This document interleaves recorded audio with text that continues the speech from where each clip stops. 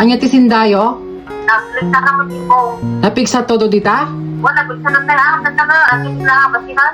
Sa panahon ngayon, kailangan natin ng security. Dapat mag-invest tayo sa CCTV. Ito, yung Fournier Dual Cam CCTV. Hindi mo na kailangan ng kuryente at hindi mo na kailangan ng wifi kasi meron na itong panel, solar photo, solar CCTV at meron na siyang built-in SIM card dito. Hindi mo na kailangan mag-load at hindi mo na kailangan ng wifi. Hello, Dada.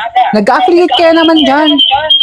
Meron na siyang playback, tapos meron gallery, tapos meron siyang team color, tapos meron siyang night mode. Meron siyang anti-flicker, movement tracking, movement detection. Ito, meron ka pang siren dito. Kapag meron ka nakitang tao doon sa may nakikita mo sa CCTV, pwede kang magsirena. Aside sa siren, tapos meron ka nakitang tao, pwede kang mag-ilaw dito. Ayan, iyon natin. Yan. Pwede mo siyang i-transfer, ilipat-lipat yung sa may pinakababang camera. Ayan, pwede mo siyang i-control dito sa may cellphone. Ito yung controller niya.